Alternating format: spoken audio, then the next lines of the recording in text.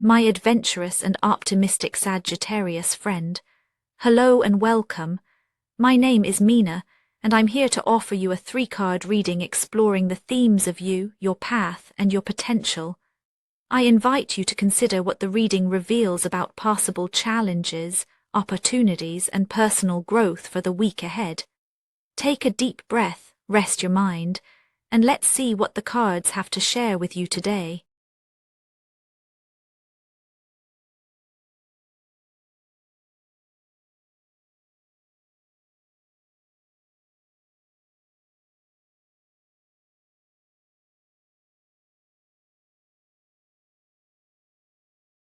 A Sagittarius, this week might find you sitting with a strange contradiction.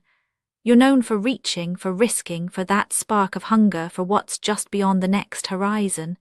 Yet as the days open, there's a hush beneath your usual brightness, a sense that something is pressing quietly against your ribs. Maybe it's an old doubt, resurfacing when you least expect it. Maybe it's the weight of expectations, your own, or those you imagine others hold for you, settling on your shoulders in the early morning quiet. There's a feeling of wanting to move, to stretch out into possibility, but also a subtle hesitation, as if you're caught somewhere between memory and anticipation, between longing and the fear of being misunderstood. Words you haven't said, thoughts you haven't quite named. The air feels thick with unspoken questions, and you might wonder if you're truly free to choose what comes next. This week, the tension is real and it isn't loud. It's the kind that asks for patience, for the kind of listening that goes deeper than conversation. You may find yourself circling the same thoughts, sometimes feeling fenced in by invisible boundaries. The 8 of Swords appears for you, not as a declaration of defeat, but as an honest mirror to what's churning inside. There are moments when your mind seems crowded with reasons why you can't act, why you can't say what you mean, or move toward what you want. These aren't always rational barriers. They're often wrapped up in stories you learned long ago, stories about what's possible, what's safe, what's acceptable. You might notice yourself replaying certain memories, old conversations, or regrets that seem to tighten around your options like cords. The feeling isn't outright panic, but a kind of anxious restraint. You could be sitting in a familiar room or walking a street you know well, but your thoughts keep looping. What if I'm wrong? What if I disappoint someone? What if I step forward and it's not enough? This internal tension can manifest in small ways, pausing before you speak, hesitating before making a simple choice, second-guessing your own needs. It can feel as if you're watching your life from the outside, aware of the possibilities, but convinced you're somehow stuck. The sense of limitation is real, but it doesn't come from the outside world as much as from the echo of old beliefs still holding sway.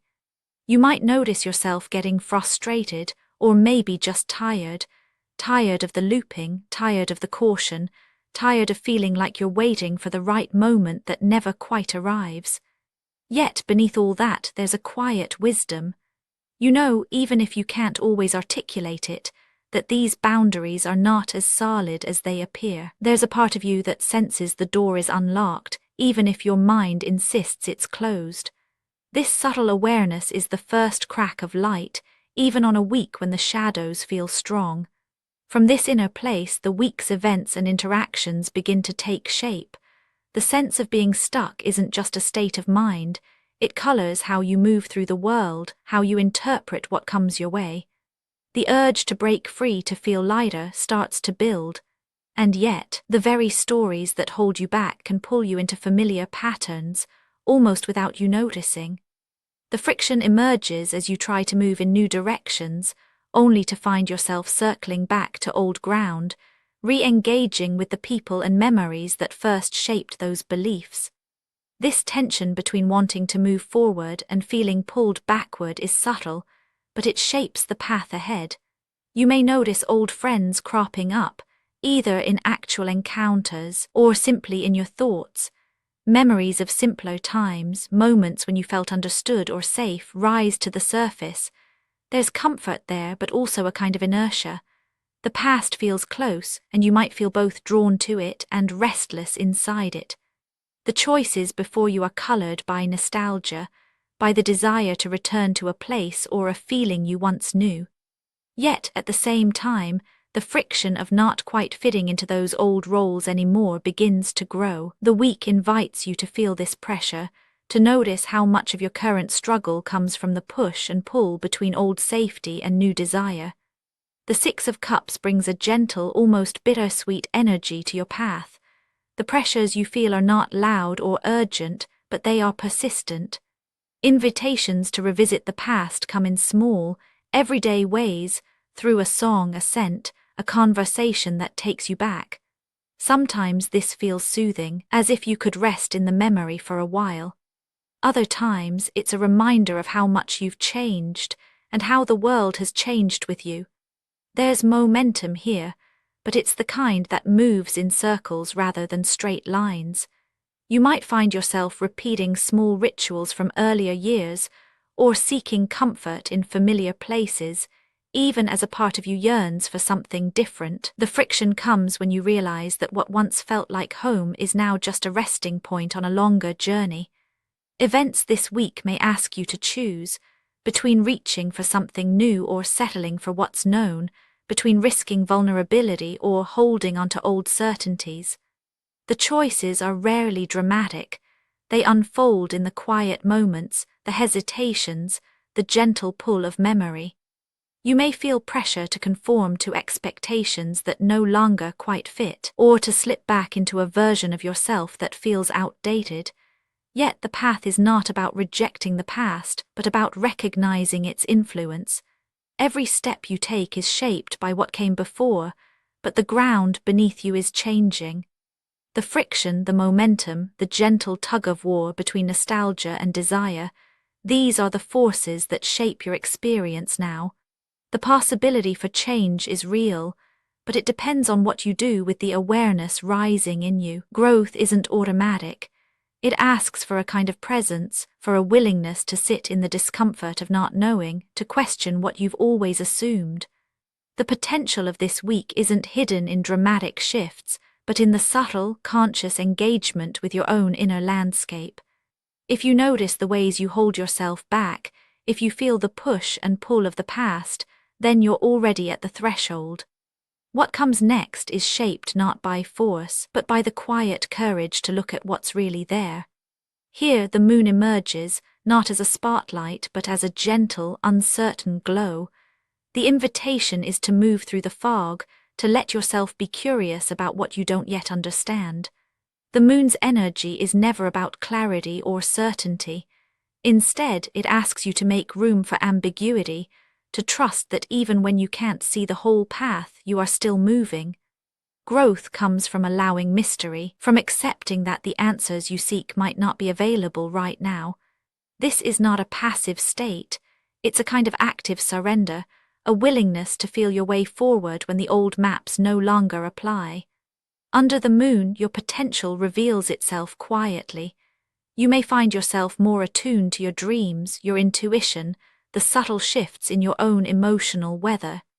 There's a softness in the way you approach your own limitations, a recognition that fear, confusion, and even longing are all part of the landscape. Instead of fighting to break free, you might gently explore the edges of your own comfort zone, noticing what happens when you allow yourself to question, to wait, to be uncertain. This week, growth feels like a series of small, brave experiments, speaking honestly in a conversation that matters, sitting with a feeling rather than pushing it away, allowing yourself to want more without demanding immediate answers. There's no guarantee of resolution, but there is an opening, one that asks nothing more than your willingness to be present with what is real right now. Stepping back, the entire week weaves itself into a tapestry of quiet tension and gentle possibility. You begin with the sense of being bound, of circling old patterns, and feeling the weight of invisible restraints. That inner state shapes your path, pulling you toward the comfort of the past even as you sense its limitations. The Six of Cups reminds you that nostalgia is both a balm and a barrier, a place to rest but not a place to live. The way forward isn't a break from what came before, but a conscious engagement with it. You carry your history with you, but you are not defined by it. As the days unfold, you are invited to notice the subtle ways in which the past shapes your present, and the gentle courage it takes to question those old stories. The moon lights your path, not with certainty, but with permission to be curious, to move slowly, to trust the process even when the outcome is unclear. By the end of the week, the tension eases, not because you have all the answers, but because you are willing to sit with the questions. There is a quiet reassurance in this. You are not as trapped as you once believed. The world beyond your old boundaries is still there, waiting, and you are already on your way, one gentle step at a time. Actionable insights for Sagittarius this week. Let curiosity lead you into one familiar place and notice what feels different now. Try naming one feeling out loud, just for yourself, when memories tug at you. Allow yourself a moment to linger in uncertainty, without needing to resolve it right away. Spoken word affirmations to repeat aloud for a more positive mindset. I notice where I hold back, and breathe softer. My questions matter. Even if I don't have answers yet, I am allowed to change. Even in small ways, I trust myself to move forward, one moment at a time. And now, dear friend, I thank you for giving me your time. I truly hope I have given you something helpful in return. Goodbye and good luck until next time.